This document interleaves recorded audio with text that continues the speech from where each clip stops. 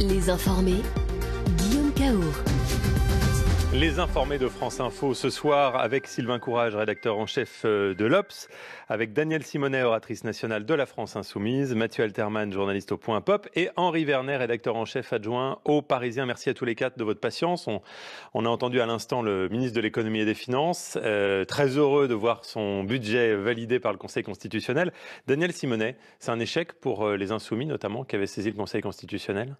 Non, c'est pas un échec, mais en tous les cas, ça justifie à chaque fois que l'on exprime en République ce que l'on pense de ces budgets. Ce budget va-t-il dans le sens du respect de l'intérêt général? Il donne 9 milliards de cadeaux aux plus riches dans ce pays.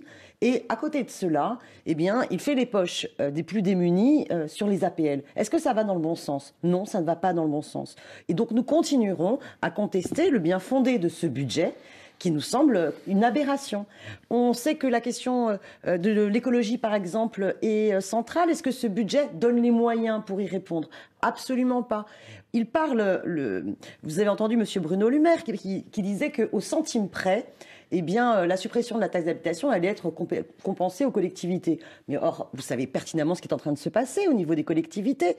Elles sont à la fois prises à la gorge par des baisses des dotations de l'État, et là, M. Macron va leur imposer une procédure de contractualisation, c'est-à-dire va leur obliger de réduire leurs dépenses de fonctionnement pour espérer, escompter avoir des dotations. En tout cas, concrètement sur le terrain, ce sera moins de services publics. En tout cas, c'est un budget qui avait été extrêmement bien ficelé, constitutionnellement parlant. Il n'y a rien à redire. Oui, on a souvent dit que le gouvernement agissait sans contre-pouvoir, de manière discrétionnaire. Il y a quand même des recours possibles sur la constitutionnalité. Donc, les sages ont dit que le budget était conforme à la loi fondamentale. Ça n'empêche qu'il puisse y avoir une contestation politique, et on vient d'en avoir à nouveau l'illustration sur les buts politiques du budget, mais quant à sa conformité à la loi de la Constitution, apparemment, il n'y a pas de problème. Mathieu Alterman ? Oui, moi je pense que l'opposition politique, c'est pas le sujet quelque part, en fait. Parce qu'évidemment, c'est normal, Danielle Simonet dans l'opposition, on n'est pas d'accord. Mais ce qui est intéressant, c'est qu'il y a eu ce mot qui a été dit, de Bruno Le Maire. Oui, c'est qu'en gros, c'est des pros, et c'était pas le cas avant. Oui, c'est ça. Hein, et c'est ça,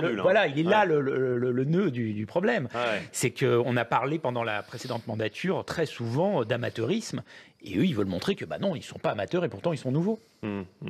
Henri Vernet ? Non, mais clairement, il y a en effet ça. Il a tout de suite placé son quinquennat sous le signe « je vais faire exactement l'inverse de François Hollande ». Et là, en effet, c'est vrai que Hollande, ça avait été marquant. C'était un coup d'arrêt qui était quand même important parce que les 75%, vous l'avez rappelé tout à l'heure vous-même, ce qui avait été invalidé exactement à la même période, fin d'année, veille de... C'était son premier budget. C'était son premier budget, exactement la même chose. 6 mois après son élection, et ça concernait une promesse phare de sa campagne qui était en effet les fameux 75% pour les plus riches.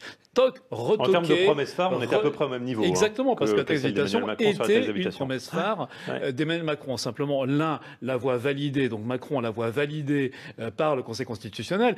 C'est même frappant parce que la réserve qui est accolée à ce commentaire du Conseil constitutionnel, elle concerne non pas ce qui était redouté par l'équipe Macron, l'équipe d'Édouard Philippe, qui concerne l'égalité des Français devant l'impôt. Or là, c'est vrai que cette baisse, en tout cas dans un premier temps, ne concerne que 85% des foyers. Donc il n'y a pas égalité. Il n'y a pas égalité. Clairement, c'était redouté. Il risquait d'y avoir une réserve du Conseil constitutionnel là-dessus. Eh bien non. Alors là, on peut penser d'ailleurs que, assez habilement, Macron a fait valoir qu'à terme, d'ici la fin du quinquennat, ça concernera non plus 85%, mais carrément l'intégralité des contribuables français. Donc peut-être qu'on peut penser que le Conseil constitutionnel a tenu compte de cette promesse de Macron de dire finalement il y aura égalité, pas tout de suite, mais d'ici 5 ans.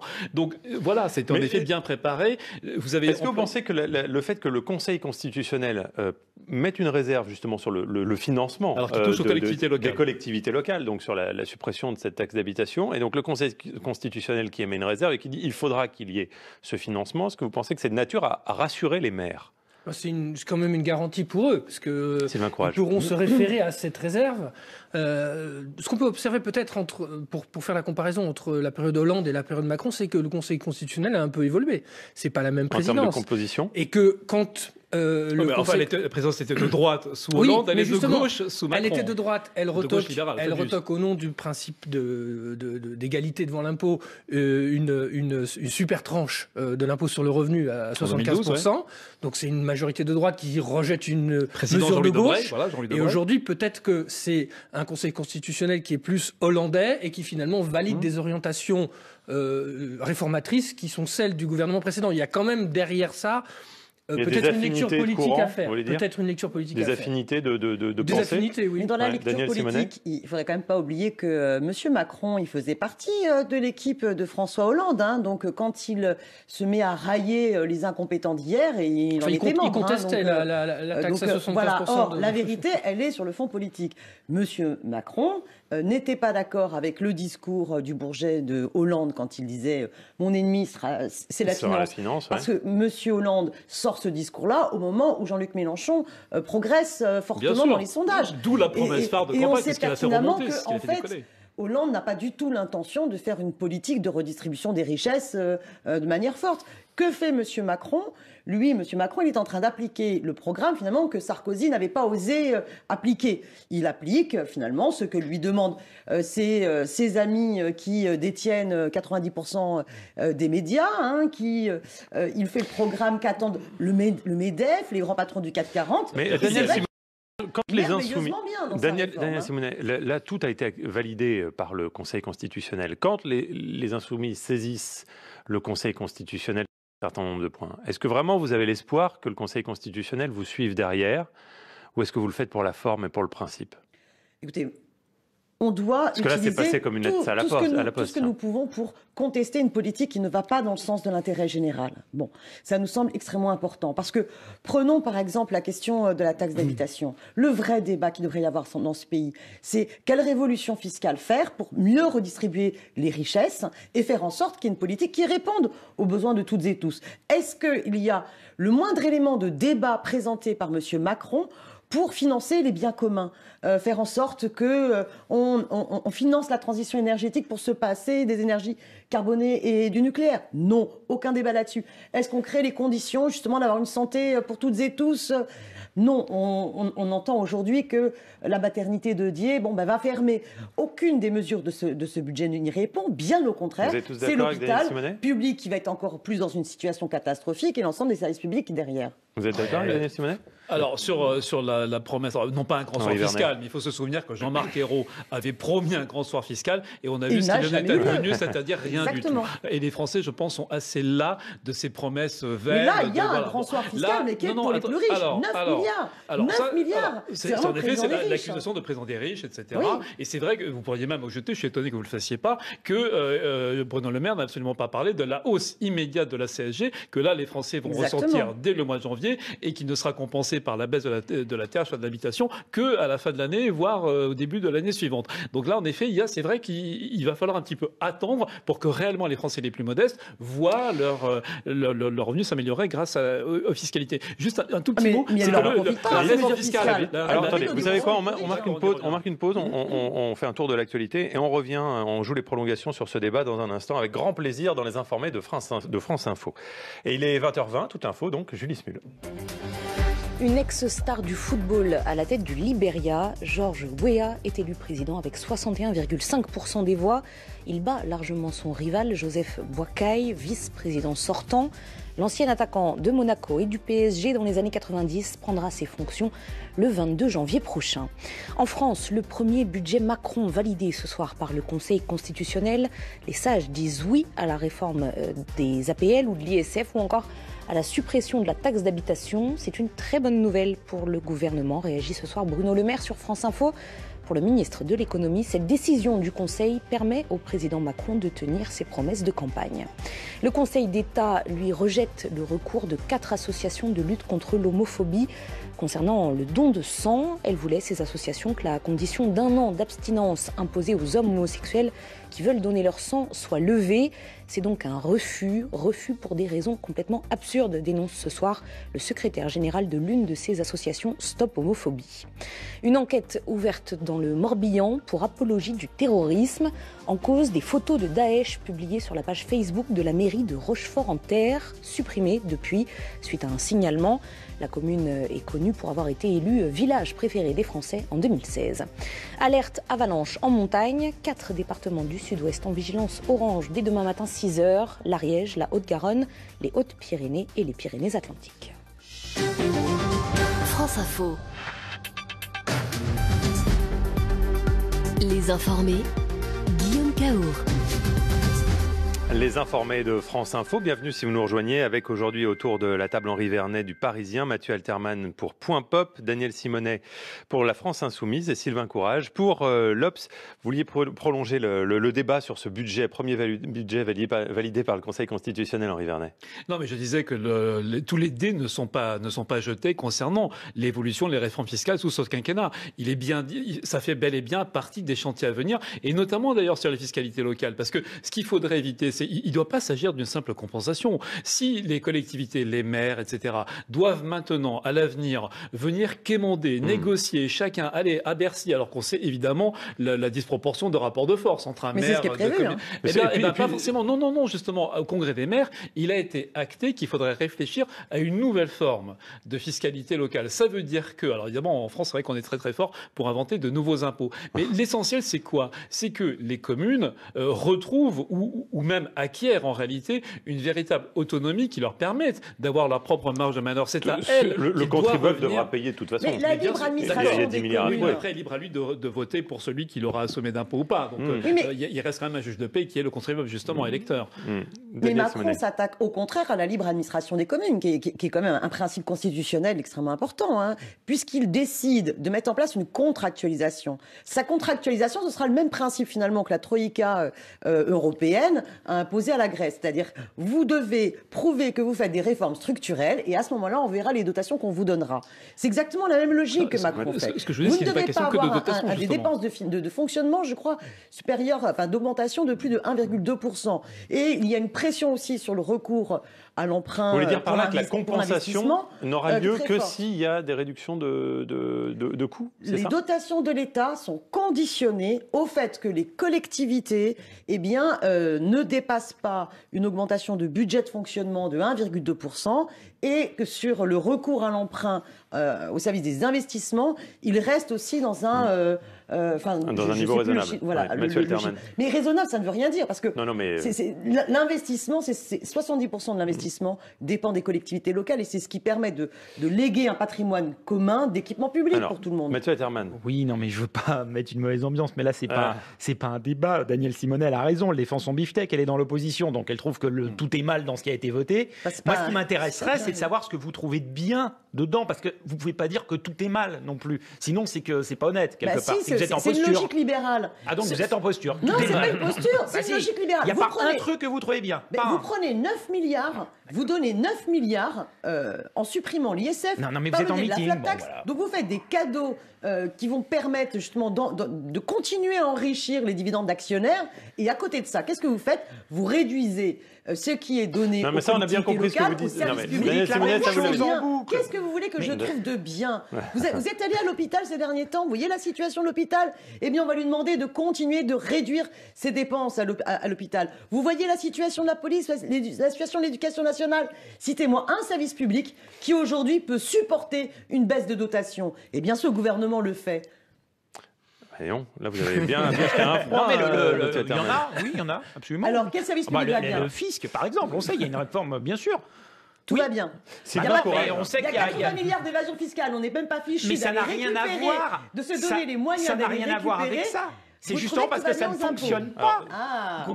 Alors faisons cette réforme. C'est pas plus d'argent. On n'est pas obligé de hurler. Attendez, s'il vous plaît. Vous pensez que plus on met d'argent, plus ça marche, et moins il y a d'argent, moins ça marche. C'est pas comme ça.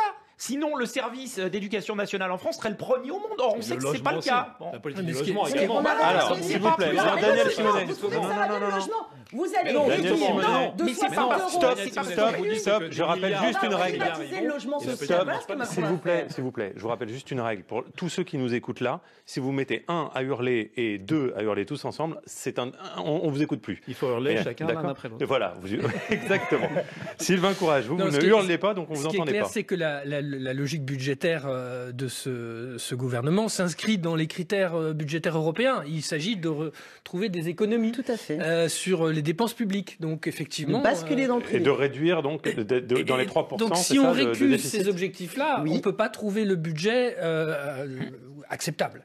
En revanche, si on accepte ces critères-là, on peut noter qu'il y a un effort qui est fait et on essaye de voir en quelle mesure cet effort est supportable et justement pour parler concrètement à tous ceux qui nous écoutent ce soir, est-ce que c'est un budget qui fondamentalement va changer beaucoup de choses dans la vie des Français, Sylvain Courage? Oui, en pire. Ça va changer un certain nombre de choses parce que là on a vu qu'on touchait à la fiscalité des ménages, la fiscalité des entreprises, il y a effectivement les dotations des collectivités locales, comme le dit Bruno Le Maire dans le langage du gouvernement, c'est vraiment la transformation du pays qui est Ce qui veut dire la réforme. Ce qui veut dire la réforme, mais c'est le nouveau mot qui est utilisé. Donc, quand il dit transformation, vous lui avez posé la question, il a dit ce n'est que le premier budget de transformation. Donc oui, il y a vraiment un changement qui est à l'œuvre. Voilà. Et qui va concrètement changer quelque chose pour les Français. Alors, en bien ou en mal. C'est quoi? Exactement, en bien ou en mal, et on verra les résultats. Il a donné rendez-vous lui-même dans 2 ans. Juste une chose, il a une logique, ce budget, bien sûr, il répond aux critères européens, comme vous le rappeliez, Sylvain Courage, mais par rapport à Daniel Simonet, bien sûr, ok, vous l'aimez pas, parce que c'est un budget qui répond à une logique libérale. C'est vrai que c'est un pari qui est nouveau, qui est assez risqué en France. C'est un extra-libéral. Non, on remet pas ça. On remet pas une pièce dans le jukebox. On remet pas une pièce dans le jukebox. Libéral, c'est pas forcément un gros mot. Il est bientôt 20h30. Un libéralisme tempéré, je ne sais pas si c'est le cas de ce budget ou pas, mais en tout cas, c'est un budget qui fait le pari d'une politique économique dont on verra bien si elle marche ou pas. C'est vrai qu'elle fait des parts belles. Je suis d'accord avec vous, aux possesseurs d'actions, plutôt aux gros portefeuilles, mais l'idée, c'est qu'ils investissent dans l'économie, qu'ils participent d'une... Allez, le prochain débat, merci beaucoup, le prochain débat des informés, s'il vous plaît, le prochain débat des informés dans un instant, ce sont les premières ruptures conventionnelles collectives à suivre dans les informés de France Info. À tout de suite.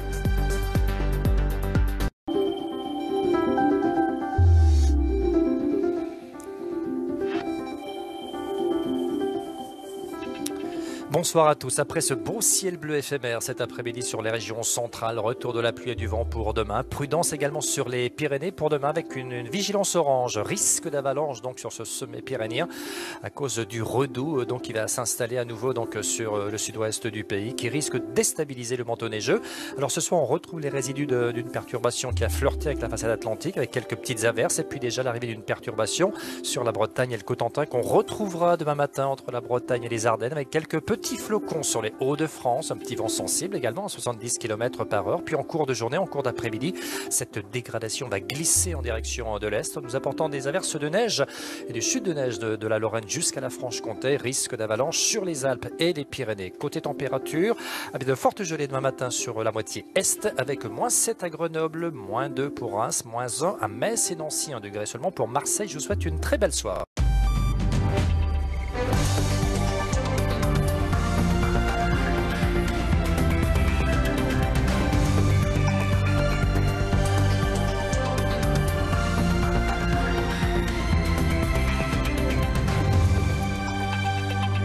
Bonsoir à tous, merci d'être avec nous sur France Info. À la une aujourd'hui, supprimer des postes sans avoir recours au licenciement économique ou à la démission. C'est possible grâce à la loi travail et plus précisément aux ruptures conventionnelles collectives.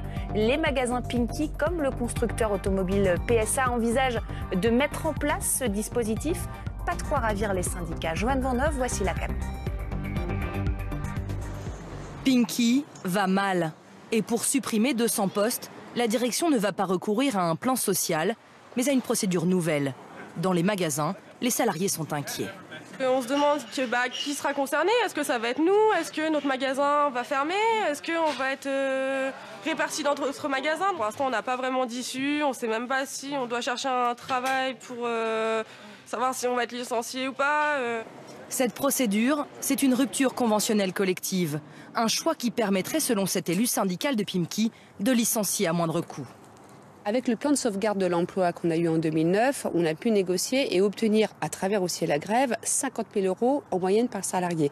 Avec la rupture conventionnelle collective, aujourd'hui, on est persuadé que malheureusement, il n'y aura que le légal. Et le légal veut dire 5-6 000 € par salarié. Trop tôt pour juger du montant des indemnisations chez Pimki, mais selon cet avocat, la rupture conventionnelle collective a surtout un avantage pour l'entreprise. Elle est plus simple.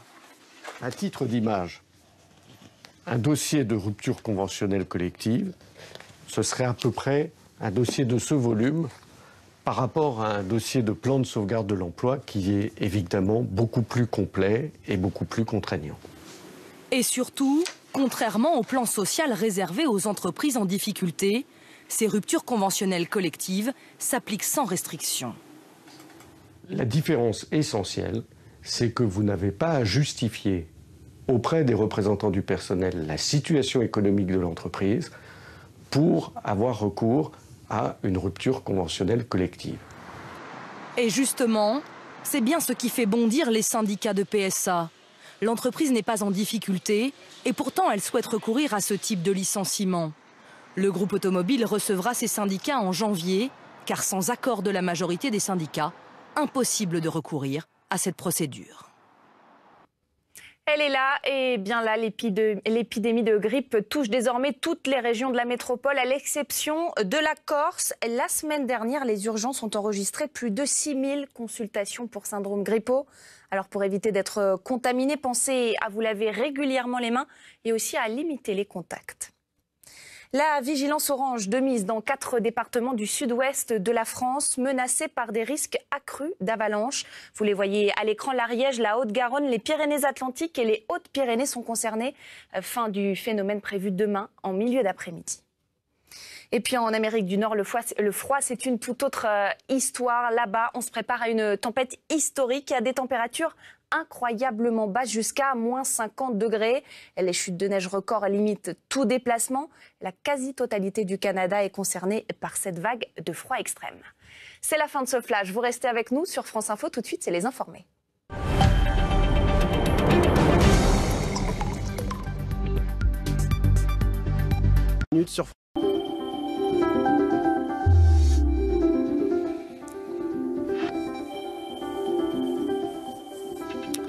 Bonsoir à tous. Après ce beau ciel bleu éphémère cet après-midi sur les régions centrales, retour de la pluie et du vent pour demain. Prudence également sur les Pyrénées pour demain.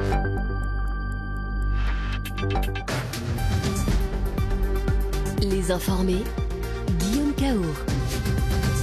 Deuxième partie des informés de France Info, avec ce soir autour de notre table Henri Vernet pour Le Parisien, Mathieu Alterman pour Le Point, Danielle Simonet, oratrice nationale de la France Insoumise, et Sylvain Courage, qui est rédacteur en chef de l'Obs.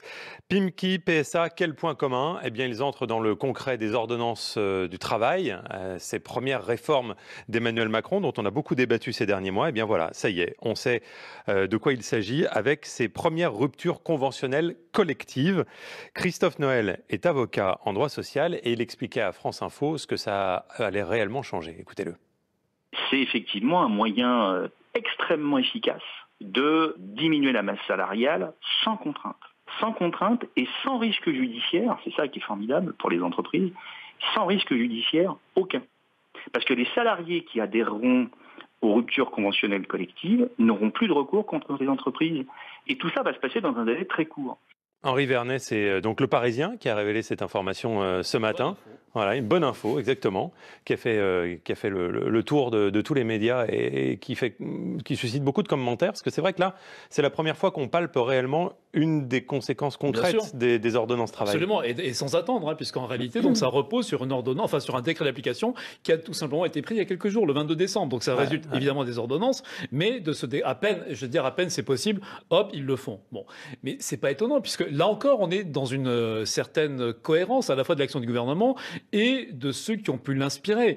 C'est-à-dire, on sait bien que dans cette équipe, il y a l'idée de quoi ? La réforme du travail, du Code du travail, c'est de donner beaucoup plus de souplesse. C'est-à-dire de permettre aux entreprises, alors qu'elles soient grandes, là en l'occurrence comme on le voit avec PSA, ou également plus petites. Alors simplement, ce qu'on pourrait dire, ce qu'on peut regretter d'ailleurs, c'est que le premier exemple vienne, non pas parce que cette souplesse, elle était aussi censée donner de la souplesse pour pouvoir embaucher plus facilement, pour que les patrons, petits ou grands, certes, ont l'œil bien sûr rivé sur le carnet de commandes, mais disons, aient moins d'appréhension et moins d'hésitation à embaucher. Le signal n'est pas idéal. Hein. Alors là, c'est un petit peu le signal inverse. Donc évidemment, il aurait mieux valu que ça se passe dans l'autre sens. Bon, voilà, c'est comme ça.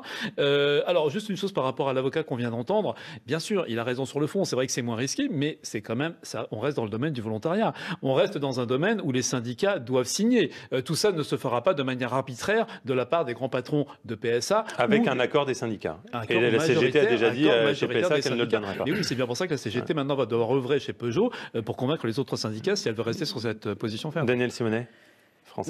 C'est totalement scandaleux. Vous imaginez, l'encre n'est pas encore sèche du décret d'application des ordonnances Macron, que ça y est. Mais en quoi c'est scandaleux que l'encre soit pas sèche ? Se jette là-dessus. Non mais regardez, je vais vous dire ce qui est scandaleux par rapport au débat justement qu'on a eu tout à l'heure.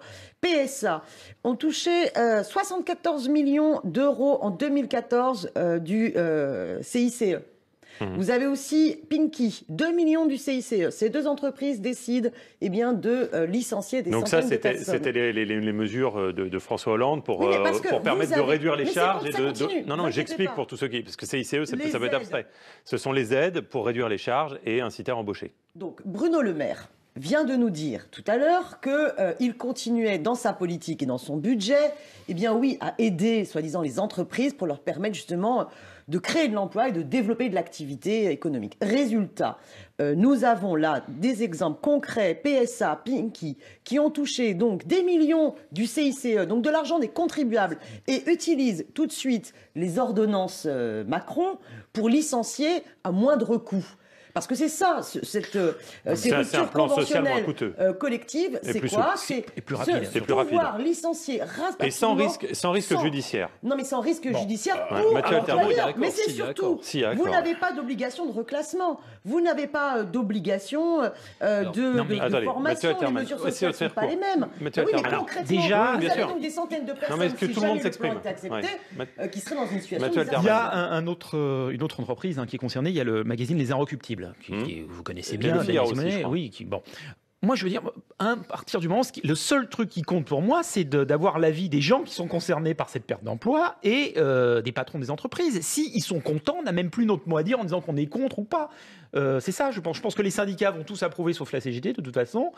Pourquoi les syndicats approuveraient ?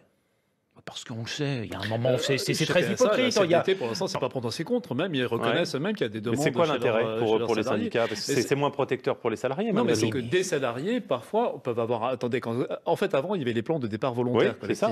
Vous aviez toujours des volontaires dans une boîte. Il y a quand même toujours des gens qui sont intéressés par profiter de telles mesures. Juste un petit point par rapport à ce que disait Daniel. Ça donne des accès moins privilégiés, notamment aux formations. Pour l'entreprise, voilà. Donc c'est moins intéressant pour le salarié. Et notamment pour l'entreprise, elle ne doit pas se préoccuper comme elle le faisait auparavant de toutes les obligations de reclassement, etc. Et puis avant, elles étaient avec les plans sociaux, ils ne pouvaient pas embaucher pendant un an. Pendant un an. Et là, c'est vrai que non, mais encore une fois, là, il y a cette fameuse. Encore une fois, on n'approuve pas. Mais il y a cette fameuse cohérence, c'est-à-dire cette idée de faire le pari d'une relance économique en passant par la souplesse, en libérant les carcans. On verra si ça marche ou pas. Et je suis d'accord, c'est de la libéralisation. Sylvain Courage, ça vous inspire quoi ? Oui, on voit bien que la CGT a réagi tout de suite chez PSA, mais ils ne sont pas majoritaires, donc il va falloir effectivement qu'ils s'entendent avec des syndicats soit réformistes comme la CFDT, soit comme FO qui a quand même soutenu le processus, au moins au niveau de la centrale, le processus de la réforme Macron. Et donc ça va être intéressant de voir quel est le signal, comment réagissent les syndicats sur ces premiers plans. Il y avait un accord majoritaire chez PSA, alors là, ça se transformerait vraiment en un grand changement dans le paysage français. En tout cas, ça sera l'un des points importants dans l'actualité sociale de ce début de 2018, dès début janvier, avec les comités d'entreprise de ces deux grandes entreprises. Il est 20h40, vous êtes sur France Info. Toute l'info, Julie Smul. Les membres du gouvernement saluent ce soir la décision du Conseil constitutionnel. Avalanche de messages victorieux sur Twitter après la validation par les sages du premier budget Macron. L'essentiel des mesures jugées conformes à la Constitution, la refonte de l'ISF, la suppression de la taxe d'habitation ou encore la réduction des APL. La légende africaine du football, George Weah, remporte largement l'élection présidentielle au Libéria.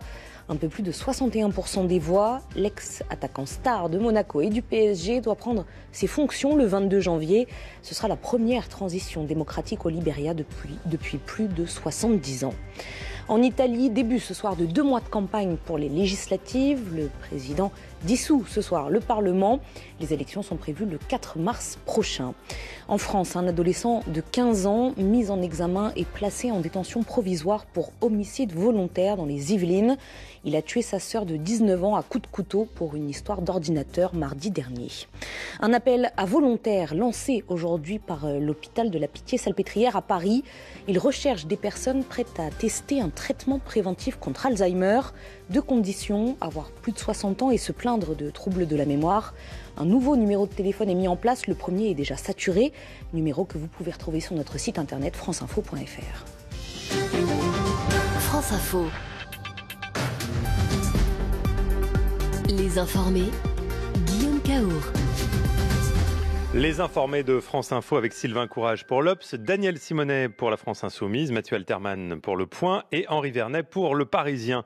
Avec ce chiffre que j'ai trouvé absolument sidérant, 1136 gynécologues pour 28 millions de femmes. Vous vous rendez compte de ce rapport? Alors qu'aujourd'hui, nous fêtons les 50 ans jour pour jour de la loi qui autorise la contraception. Il y a cette inquiétante pénurie de gynécologues. Alors on parle bien de gynécologues médicaux. Et il y a aussi, vous savez, les gynécologues obstétriciens. Eux, ils s'occupent des opérations et des accouchements. Et là, la pénurie, elle est sur les gynécologues médicaux. Pourquoi cette pénurie?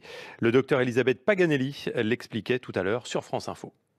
Pendant des années, nous, on pouvait être formés par l'internat et il y avait aussi un certificat d'études spéciales jusqu'en 86 qui formait 140 gynécos médicaux par an. Et en 1986, en fait, ils ont fermé cette voie. Ensuite, on en reforme à partir de 2003, mais en 2003, on n'en forme que 20 par an. Ce qui paraît fou, Sylvain Courage, c'est qu'en fait, c'est une mauvaise gestion de la démographie médicale, en quelque sorte. Oui, enfin, c'est aussi une décision. Hein. C'est la chronique d'une disparition annoncée, puisque c'est une décision qui remonte aux années 80, de supprimer quelque part cette filière, de créer un numerus clausus. Alors, ça a été corrigé un peu ensuite. On a commencé... C'était même pas un numerus clausus, c'est qu'il n'y en avait plus, finalement. Oui, voilà. On avait décidé d'arrêter pour la boutique, se conformer à une directive européenne, puisque cette spécialité de gynécologie médicale n'existe pas chez nos voisins européens. En France, c'était un grand progrès dans la prise en charge. Donc ça veut dire que pendant toutes ces années, il n'y avait que de la formation pour la gynécologie obstétrique. Ouais. Et en se disant que ces gynécologues allaient faire de la gynécologie médicale. Non, c'est plutôt des médecins généralistes, je crois, qu'on attendait que le suivi médical, puisque mais en vérité, c'est mieux d'avoir une spécialité. D'avoir un médecin qui a été formé spécifiquement à ces affections, à ce suivi, aux problèmes hormonaux. C'est vraiment une spécialité française. Et elle est en train de s'éteindre. Et on le sait depuis des années. Il y a eu des protestations, des pétitions. On en arrive maintenant... Il y a 6 départements où il n'y en a même plus des gynécologues. Voilà, on arrive au constat qui est dramatique, puisque certaines femmes cessent d'être suivies, ce qui est quand même le pire qui pouvait arriver. Et parfois pendant plusieurs années. Daniel Simonet. Ben oui, c'est encore un exemple aussi d'une logique finalement libérale, puisque on a, pour des questions d'économie, mais c'est pas simplement moi qui le dis. Ça a été fait par Georgina Dufoy sous Mitterrand. Non, mais écoutez. Pour des questions d'économie, on s'est dit... C'était de 87 à 2003, donc là, on peut peut-être pas dire que c'est gauche ou droite. Mais bien sûr, mais supprimons les gynécologues médicaux. Voilà, médicaux.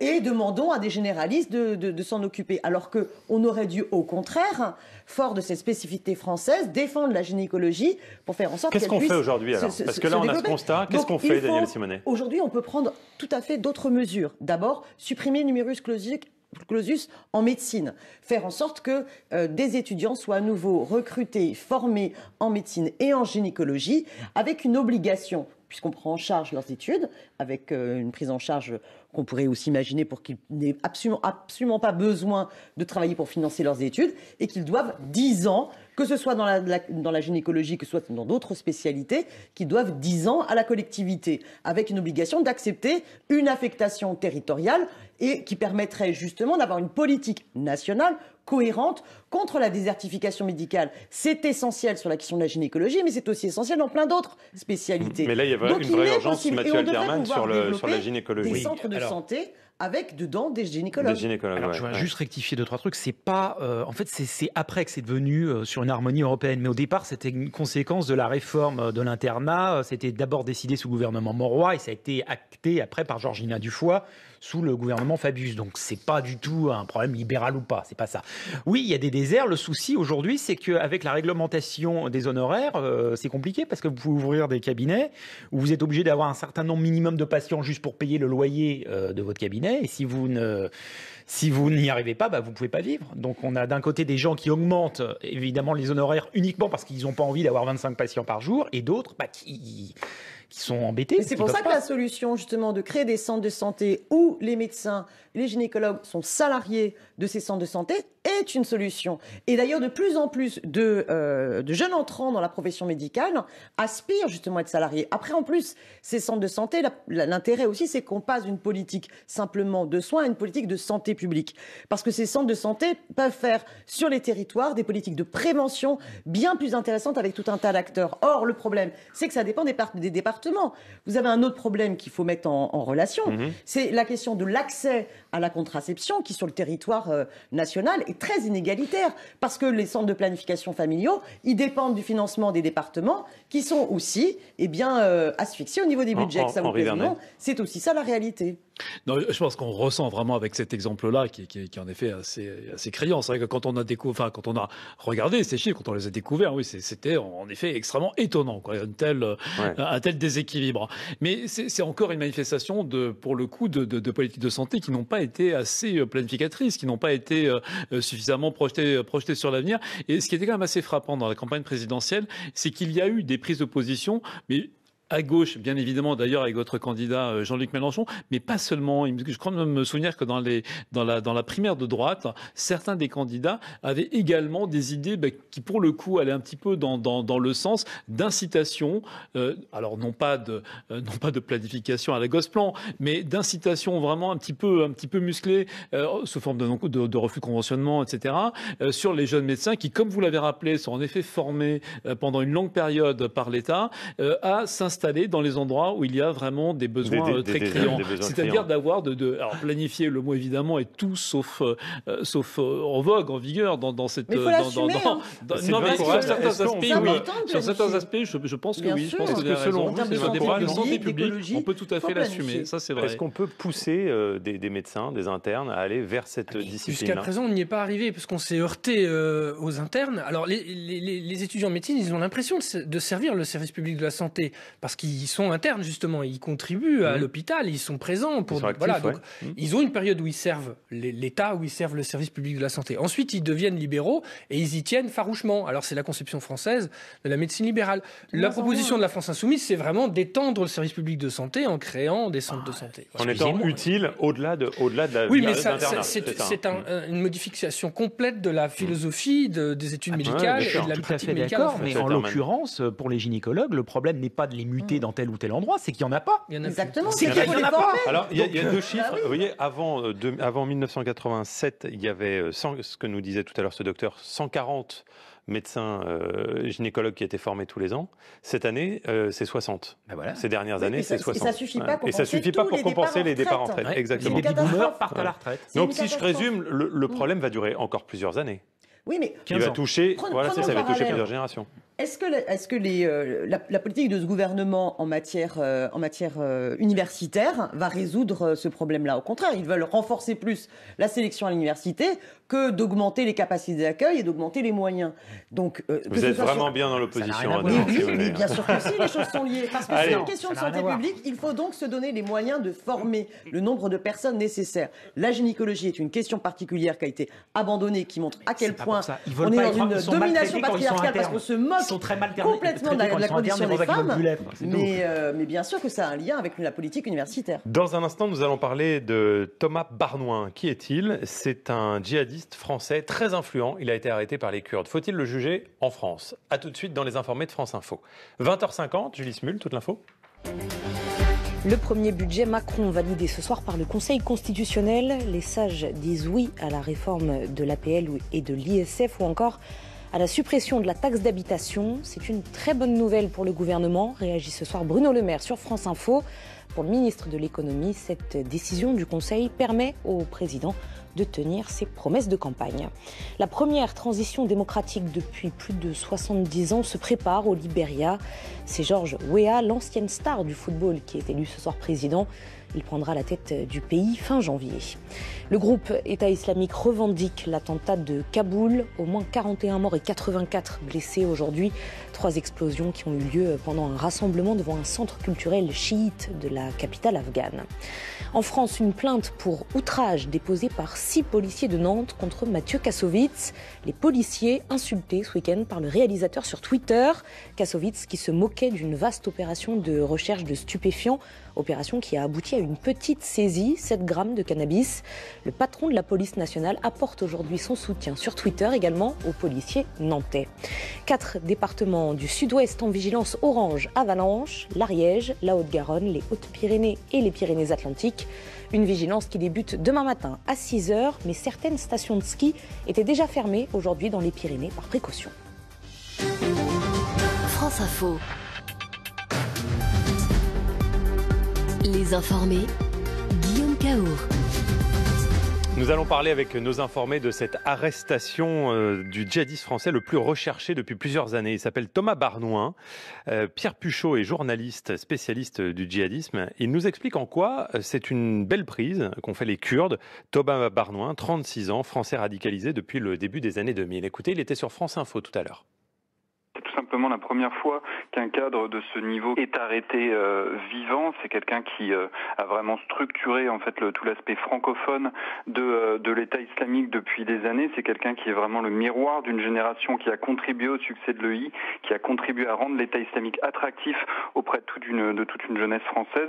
C'est quelqu'un d'absolument clé. Donc oui, c'est quelqu'un qui à la fois a le côté théologique pour lui et quelqu'un qui a été au cœur de l'État islamique dès son arrivée en Syrie en 2014. Et il a donc été condamné en octobre à 15 ans de prison parce qu'il faisait aussi l'objet d'un mandat de recherche internationale pour sa participation au recrutement de djihadistes. Mathieu Alterman, c'est probablement une mine d'informations cet homme. Est-ce qu'il faut le faire revenir en France pour essayer de mieux comprendre ces filières djihadistes? Je veux dire, est-ce qu'il vaut mieux le garder à distance? Moi, je pense qu'il faut le faire venir en France et le juger en France. Pourquoi? Parce qu'il n'a pas envie, justement. C'est mon avis. Enfin, voilà. Henri Vernet. Je pense aussi, bien sûr, qu'il faut l'interroger et surtout le juger en France. Mais non seulement parce qu'il n'a pas envie, non, surtout parce que d'abord, ça a de multiples vertus. En effet, des vertus de meilleure connaissance. On veut comprendre ce qui se passe dans des cerveaux aussi malades, aussi pervers, comme on voudra, pour mener ce genre de guerre, je veux dire, contre les populations civiles, où qu'elles soient. Donc on veut comprendre ça. Ça a aussi une vertu, tout simplement, enfin, donc, apaisante aussi, un procès. On veut quand même tenir les gens qui sont derrière les horreurs des attentats du 13 novembre 2015, etc. Le besoin de justice, il existe dans tous les pays. Donc, bien évidemment qu'il faudrait qu'il revienne en France. Alors, évidemment, là, c'est un casse-tête incroyable parce que, autant avec l'Irak, l'Irak, c'est un État constitué. Alors, certes, il n'y a pas les mêmes critères, puisque, par exemple, ne serait-ce que l'application de la peine de mort. Mais face à la Syrie, et plus encore au cœur de Syrie, on ne sait pas exactement avec qui. Malgré tout, une partie des Français préférerait l'avoir le plus loin possible parce que c'est clairement. Enfin, la justice, c'est pas une affaire de préférence, c'est pas une affaire d'opinion, c'est pas ce qu'on voudrait, ce qu'on souhaiterait ou pas. C'est quand même, il y a un cadre de droit qui est là. Pour vous, je pense que c'est le cadre de droit qui doit s'appliquer. Si vous posez cette question, c'est parce que la ministre de la Défense, Florence Parly, a souhaité que le plus grand nombre de djihadistes meurent sur place. Non, je ne pose pas la question dans cet esprit-là. C'est juste que c'est quelqu'un qui est très influent, qui en prison pourrait probablement faire des ravages. Donc, est-ce qu'on a besoin d'avoir quelqu'un comme ça sur le territoire français? Je pense que si vous certes, le mettiez, il y a la justice, il y a le droit, mais... si d'aventure il y avait un sondage sur ce point, peut-être que vous avez raison. Les Français diraient, tant pis, il est allé là-bas, qui court son risque et on n'a pas besoin. Ils diraient même éliminez-le d'une manière ou d'une autre. Voilà, peut-être. Mais c'est vrai que la vraie logique, c'est de le faire revenir, de le juger. Ce qui se passe, c'est que les Kurdes maintenant attrapent des gros poissons parce que c'est pas le seul. Tout l'appareil de l'État islamique s'effondre.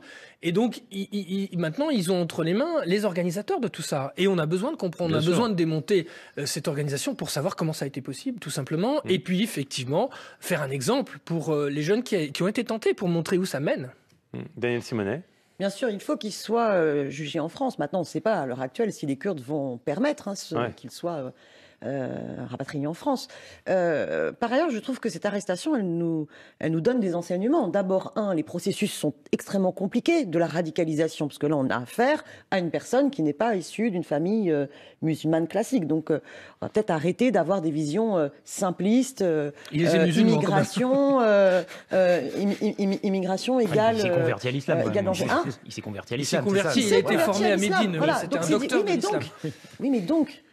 Par rapport au discours de l'extrême droite, qui a quand même bien été présent sur, soi-disant, le lien étroit entre immigration et terrorisme, ce cas-là est un cas de plus.